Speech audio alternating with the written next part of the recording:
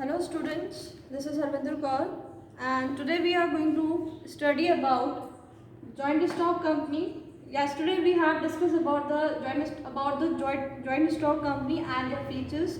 But now in this lecture we are going to understand about the merits of joint stock company. So first one is limited liability.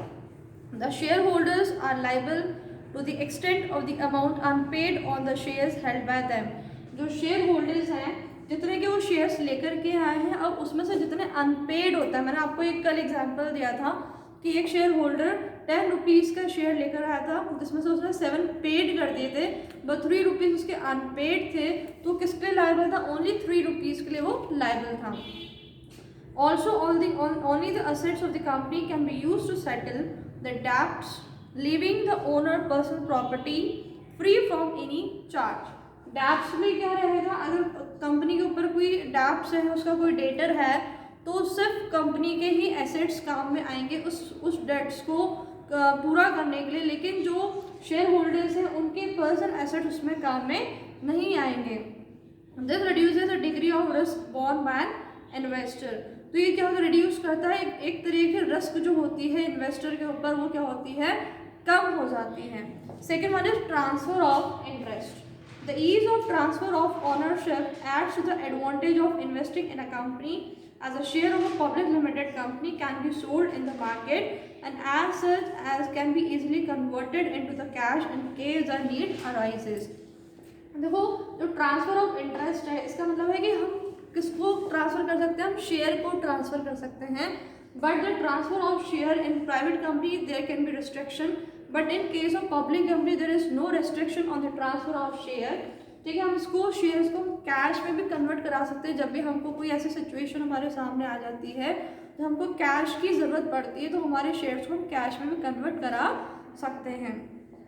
This avoids blockage of investment and presents a company as a favourable avenue for investment purpose. इससे क्या होता है? हमारा एक तरीके से blockage कम हो जाता है. भाई हमने जितना का इन्वेस्टमेंट किया है, मान लीजिए अगर हमें कभी ऐसी सिचुएशन क्रिएट हो गई कि हमें उस टाइम पे पैसे की बहुत ज़्यादा ज़रूरत है, तो हम उस शेयर को फटाफट से कैश में कन्वर्ट करा सकते हैं. तो इससे क्या होगा? हमारा ब्लॉकेज इन्वेस्टमेंट का नहीं होगा, रिड्यूस हो जाएगा. After that perpetual existence of a company is not affected by the death, retirement, resignation, insolvency or insanity of members, as it has a separate entity from its member. भाई perpetual succession होती है, मैंने कल भी बताया था. जब company का रजिस्ट्रेशन होता है तो कंपनी इंडिपेंडेंट हो जाती है फ्रॉम इट्स मेंबर से. तो कोई भी मेंबर की डेथ होती है या पागलपन हो जाता है मेंबर का, या कोई उसको सजा हो गई या वॉटेवर, अगर उसकी कोई रिटायरमेंट हो गया, वो छोड़ के चला गया, तो उससे हमारी कंपनी को कोई इफेक्ट नहीं पड़ेगा. हमारी कंपनी क्या रहेगी? कंटिन्यूएशन फॉर्म में ही रहेगी. A company will continue to exist even if all the members die. अगर कंपनी के सब मेंबर्स खत्म हो गए, मर गए, डाई हो गए, तब भी हमारी कंपनी क्या रहेगी? एग्जिस्ट में रहेगी, कंटिन्यूएशन में रहेगी. It can be liquidated only as per the provision of the companies act. हम कंपनी को तभी बंद कर सकते हैं, इसका भी एक प्रोविज़न होता है, इसका भी एक प्रोसीजर होता है बंद करने का, वाइंडिंग अप करने का. उसके बाद ही हमारी कंपनी क्या होगी? एक तरीके से बंद होएगी.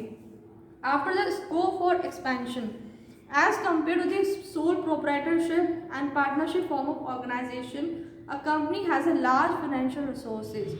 भाई जैसे हमने पहले सोल प्रोप्राइटरशिप पढ़ा, जहाँ पे खुद सिंगल ओनर होता है, वहाँ पे लिमिटेड रिसोर्सेज होते हैं. पार्टनरशिप में भी क्या होता है? एक लिमिट होती है कि भाई इतने पार्टनर्स मिलके काम कर रहे हैं, तो लिमिटेड कैपिटल वो लोग लेकर के आते हैं. पर उसके कंपैरिजन में हमारी कंपनी का स्कोप क्या होता है? ज़्यादा होता है, कि यहाँ पे ज़्यादा मेंबर्स होते हैं, तो उतनी हमारी यहाँ पे क्या होता है? कैपिटल कॉन्ट्रीब्यूशन भी ज़्यादा होता है. जितना कैपिटल होगा उतनी हमारी कंपनी एक्सपैंड होएगी. Okay, so further capital can be attracted from the public as well as through loans from banks and financial institution. भाई हम कैपिटल को सब्सक्राइब करा सकते हैं कैसे? From the public as well as we have to take. हमको अगर इतनी और ज़्यादा नीड होती है कैपिटल की, तो हम लोन्स ले सकते हैं फ्रॉम द बैंक से या फिर फाइनेंशियल इंस्टीट्यूशन से. Thus there is a greater scope for expansion. इसलिए यहाँ पे क्या होता है? ज़्यादा स्कोप होता है एक्सपेंशन का. The investors are inclined to invest in shares because of the limited liability. यहाँ पे इन्वेस्टर ज़्यादा से ज़्यादा इन्वेस्टमेंट क्यों करते हैं? क्योंकि यहाँ यहाँ पे क्या होता है, लिमिटेड लायबिलिटी होती है। जितना आप पैसा लगाओगे, जितना आप इन्वेस्टमेंट करोगे, आपके उतनी अमाउंट की आपके ऊपर लायबिलिटी रहेगी। एंड ट्रांसफरेबल ऑनरशिप होती है, कभी भी अगर आपका मन करेगा तो अपने शेयर्स को कैश में ट्रांसफर करा सकते हैं। And possibility of higher returns in company, अगर कंपनी ज़्यादा अच्छा काम करेगी, ज़्यादा प्रॉफिटेबल होगा तो उतना अच्छा हमें डिविडेंड भी मिलेगा शेयर होल्डर्स को। तो इसलिए यहाँ पे क्या होता है, हम ज़्यादा से ज़्यादा एक्सपेंशन कर सकते हैं कंपनी में।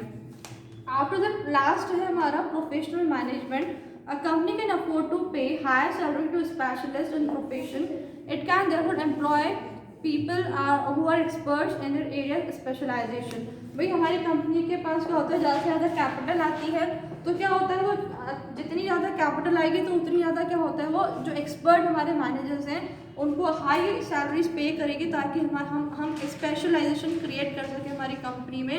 जितने अच्छे हमारे एक्सपर्ट मैनेजर्स होंगे उतनी हमारी कंट्री का मैनेजमेंट भी अच्छा होगा। The scale of operation in company leads to division of work. में जितना ज़्यादा काम होगा तो हमें क्या होगा, उस वर्क को डिवाइड करना पड़ेगा अमंग दी मैनेजर्स और among the workers. Each department deals with a particular activity. जो भी डिपार्टमेंट, जैसे मान लीजिए कोई मार्केटिंग वाला डिपार्टमेंट है, कोई परचेसिंग वाला डिपार्टमेंट है, कोई सेलिंग वाला डिपार्टमेंट है, तो हम क्या करेंगे, डिफरेंट डिपार्टमेंट के अकॉर्डिंग उन डिफरेंट एक्टिविटीज़ को उनके डिफरेंट डिपार्टमेंट के अकॉर्डिंग उन्हें डिवाइड कर देंगे, उन्हें क्लासीफाई कर देंगे। This leads to balance decision making as well as greater efficiency of the company operation. इससे क्या होगा भाई, जो एक मार्केटिंग वाला ऑपरेशन है तो मार्केटिंग वाले जब सारे बंदे मिलकर काम करेंगे तो काम अच्छे से होगा। परचेसिंग वाला करेगा तो परचेसिंग वाला अगर एक साथ मिलकर सब काम करेंगे तो वो काम क्या होगा, अच्छा होगा और एक तरीके से स्पेशलाइजेशन क्रिएट होगा। The next is limitation. First one is complexity in formation.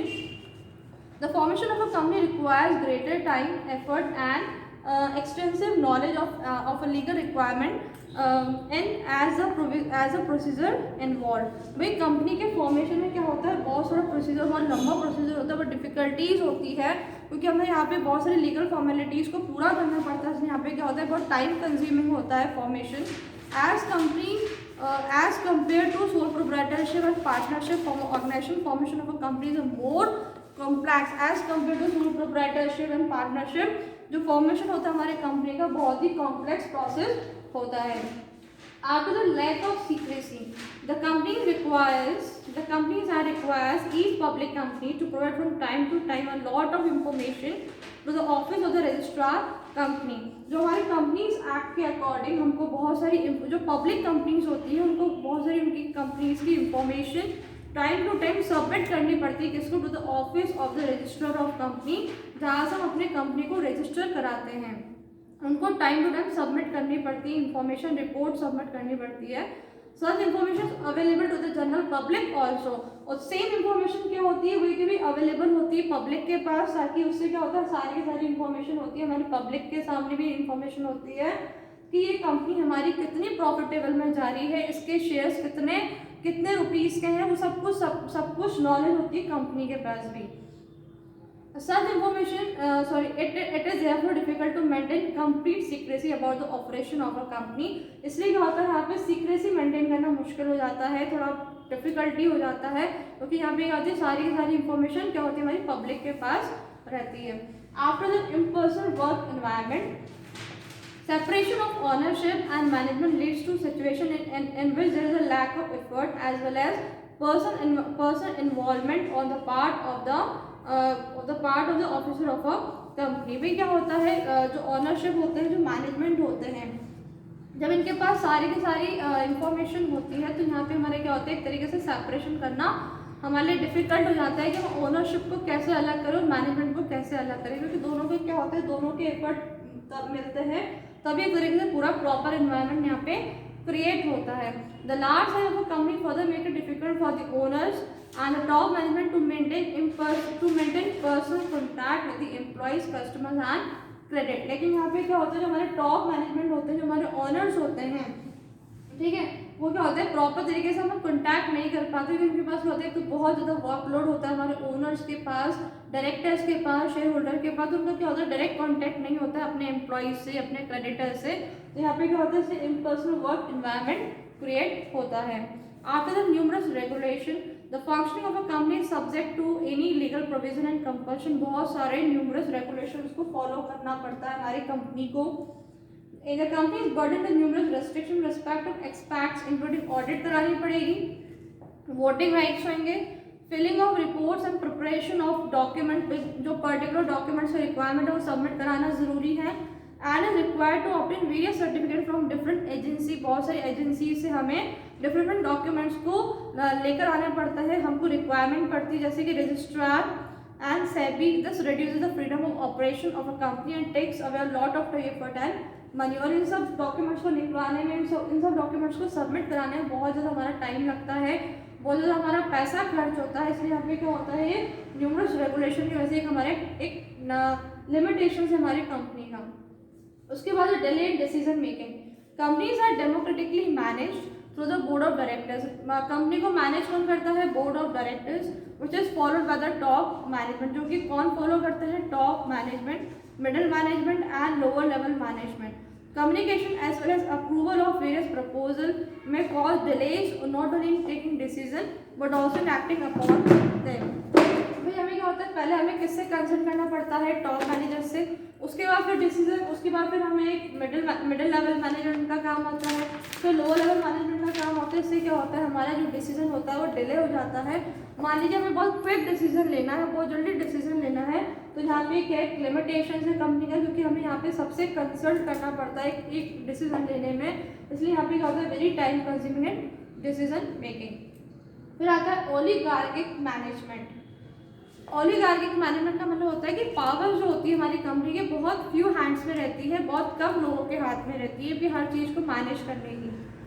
In theory company is a democratic institution, भी हम पढ़ते हैं कि कंपनी एक डेमोक्रेटिक इंस्टीट्यूशन है, where in the board of directors are representatives of the shareholders who are the owners. जो board of directors होते हैं वो किसको हेल्प करते हैं, शेयर होल्डर्स को हेल्प करते हैं, जो कि हमारी कंपनी के ओनर्स होते हैं।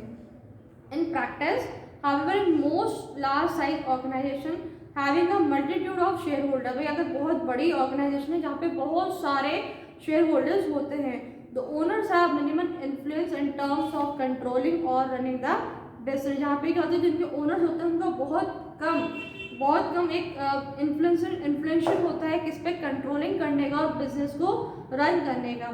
इट इज सो बिकॉज ऐसा क्यों होता है, the shareholders are spread all over the country, all over the country and a very small percentage attend the general meetings. भाई ऐसा अगर जितने ज़्यादा हमारे शेयर होल्डर्स होंगे तो उनको क्या होगा, अलग अलग कंट्री में जाकर अलग अलग, देखो जितनी बड़ी ऑर्गेनाइजेशन होती है उसकी जितनी ज़्यादा ब्रांचेस होती हैं, तो हमारे शेयर होल्डर्स, हमारे कंपनी के ओनर्स होते हैं, उनको हर एक ब्रांच में जाके एक सर्वे करना पड़ता है, जिससे कि क्या होता है, हमारे शेयर होल्डर्स को बहुत कम टाइम मिलता है प्रॉपर तरीके से मैनेजमेंट करने का, क्योंकि और कई बार वो बहुत सारी जनरल मीटिंग्स को अटेंड भी नहीं कर पाते हैं। The board of director as such enjoy considerable freedom in exercising their power, which they sometimes use even contrary to the interest of the shareholder। तो यहाँ पे क्या होता है, जो हमारे बोर्ड ऑफ डायरेक्टर्स होते हैं वो इस चीज़ का फ़ायदा उठाते हैं और अपने हिसाब से अपनी मनमानी करके एक डिसीजन ले लेते हैं बिना शेयर होल्डर से कंसल्ट किए हुए। Dissatisfied share holders in such a situation, अगर उनके डिसीजन से, बोर्ड ऑफ डायरेक्टर के डिसीजन से हमारा शेयर होल्डर खुश नहीं होता, डिससेटिस्फाई हो जाता है, तो क्या होता है, कंपनी को छोड़ के चले जाते हैं।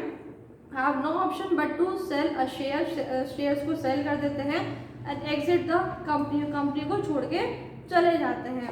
As a director virtually enjoy the rights to take all major decision it leads to do it by few.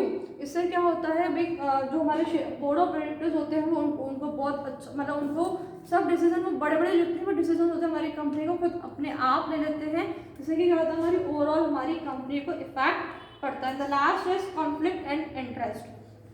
There is to be conflict of interest among various shareholders, stakeholders of a company. Stakeholder, shareholder one of the same. The employees for example may be interested in higher salary.